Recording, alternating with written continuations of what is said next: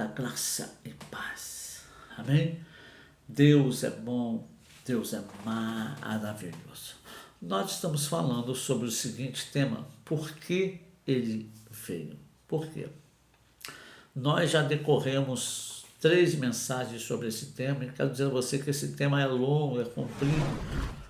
E vamos começar a falar agora sobre o motivo dele vir desfazer as obras de Satanás. Porque nós falamos que ele veio desfazer as obras. Nós perguntamos quais são as obras do diabo. Nós falamos que ela é o pecado. Resumidamente, pecado. Ele veio para desfazer, quebrar, anular a legalidade do pecado na vida daqueles que pecam. Mas é claro que isso tem um monte de coisa que vem junto, tá? Então eu quero ler com você na meditação de hoje 1 João capítulo 3, versículos 7 e 8, parte A. Quando você puder, leia essa carta de João. Primeira carta de João, leia ela, capítulo 3, 2, você vai ver e entender profundamente sobre isso. Olha o que ele diz: filhinhos, não vos deixeis enganar por ninguém. Aquele que pratica a justiça é justo, como ele é justo. Verso 28, parte A. Aquele que pratica o pecado procede do diabo, porque o diabo vive pecando desde o princípio. Glória a Deus. Escute, João aqui está advertindo a nós, dizendo: olha, não se deixe enganar por ninguém. Ninguém te engane. Aquele que pratica a justiça é dele, porque ele é justo desde o início. Não é a sua justiça, nem a minha justiça, mas a justiça dele, a justiça de Deus. Certa vez Jesus falou: buscai primeiro o reino dos céus e a sua justiça. Qual é a justiça do reino de Deus? É o seu governo. O governo de Deus é a justiça do reino de Deus.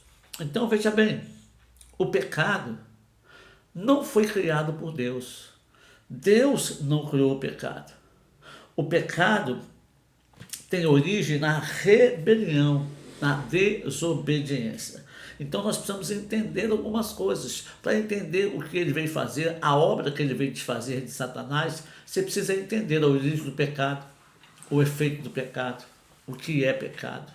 Porque tem muito crente que não sabe o que é pecado. E João está escrevendo para crente, para cristão. O pecado não nasceu em Adão, como muitos dizem. O pecado nasceu em Adão, lá no paraíso. Não, o pecado já existia antes de Adão. Então o pecado não nasceu em Adão, nem no Éden. Pelo contrário, Adão foi a porta de entrada para o pecado na raça humana.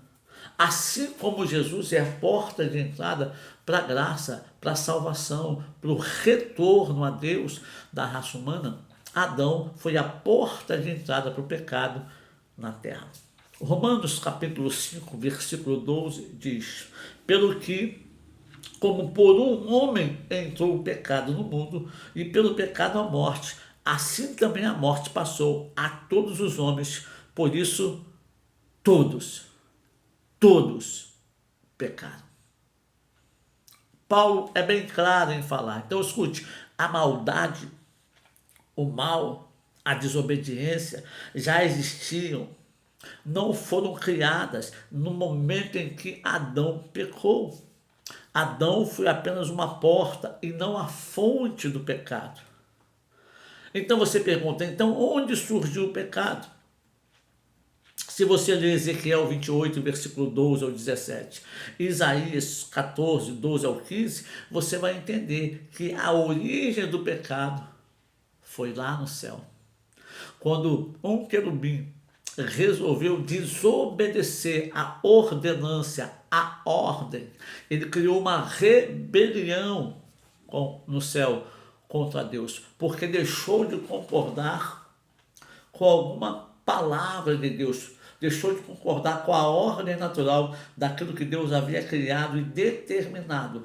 Quando ele se coloca desse jeito, tentando e desejando receber aquilo que era direito de Deus, e ele queria tomar esse lugar, ele cria a rebelião, a rebeldia, a desobediência. Então, querido, um ser criado em perfeição, um ser criado angelical, cometeu o primeiro pecado. E é claro, o homem é criado conhecendo o bem, não conhecendo o mal. Deus, quando cria Adão, Adão passa a ser conhecedor de todo o bem que Deus criou. Embora Deus conhecesse o bem e o mal, Deus criou o homem conhecendo o bem, não o mal. Mas Deus não tira do homem a possibilidade dele conhecer o mal. Ele não faz isso. Ele não isola. Ele não guarda o homem disso. Ele dá ao homem o direito. Ele dá ao homem a liberdade de decidir fazer o que ele quer. Deus só orienta. Deus só diz: se você fizer isso, acontece isso. Se você fizer aquilo, acontece aquilo outro. Então o homem é criado conhecedor de todo o bem e não do mal. Na tentação no Éden, Satanás, ele diz para a mulher, em Gênesis capítulo 3, versículo 4 e 5. Então a serpente disse à mulher: certamente que não morrereis, porque Deus sabe que no dia em que dele comerdes, se abrirão os vossos olhos, e sereis como Deus, sabendo o bem e o mal. Olha o que Satanás fala: quando vocês comerem desse fruto, vocês não vão morrer. Porque Deus havia dito: olha, se comer desse fruto, você morre. Mas não era uma morte física, era uma morte espiritual. Mas Satanás chega para a serpente e fala: não, se você comer, vocês não morrerão. Pelo contrário, vocês serão igual a Deus. E o que Deus não quer é que vocês sejam igual a Ele. Ei, como que Deus criou o homem? A sua imagem e a sua semelhança.